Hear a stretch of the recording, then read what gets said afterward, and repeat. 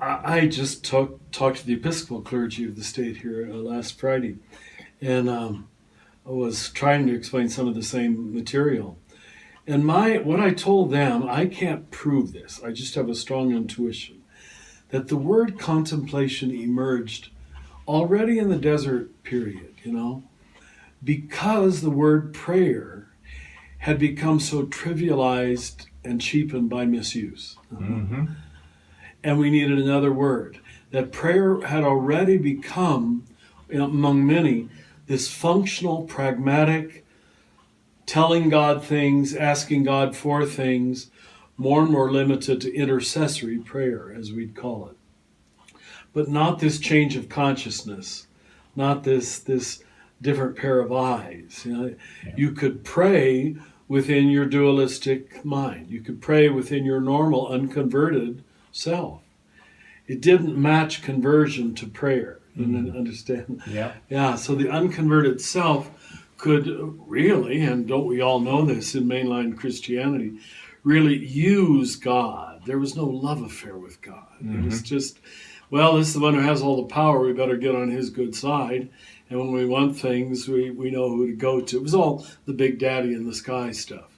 So contemplation became that word, admittedly used in different ways by different people, but a subset, more preferred in monastic settings and maybe poetically minded Christians who are more mystically minded Christians who needed a word to say, I'm not just talking about saying prayers or recited prayers or formulaic prayers.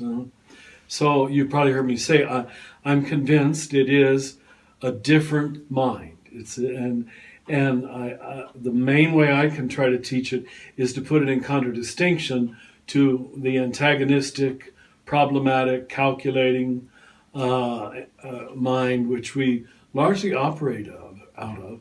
The more so we're educated, even more so. So it's a major conversion for most Western people at this point in history. And it seems that it largely got lost, except for the word, even in the Catholic contemplative orders, pretty much after the Reformation and the Enlightenment. It's just the contemplative, and it was Thomas Merton who pretty much revealed that. I always say he pulled back the veil and told his own community in Kentucky, you're not contemplatives. Some of you are, but by accident. And many people do get there by accident, but not by systematic teaching. For really, I would say the last 500 years. Now, the whole thing's blown open in the last 30, 40 years. Yes.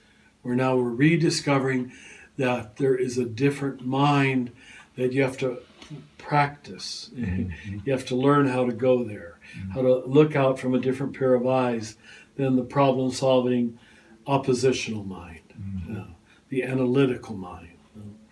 And, when I wrote The Naked Now, where I first really tried to communicate this, I expected I'd really get a lot of pushback. I haven't. I haven't. Quite the contrary, People just, if they read it, which apparently a lot of people must, with some kind of open heart and mind, they see the truth of it. It's just, this is just sort of obvious. And the reason I think so much of Christianity has become so infantile, and it does appear to be, where you see racism and classism and love of war at the highest levels of people who call themselves Christian, you just know that they don't have the proper software, I can call, to understand the Sermon on the Mount or the Gospels or to know how to pray, really.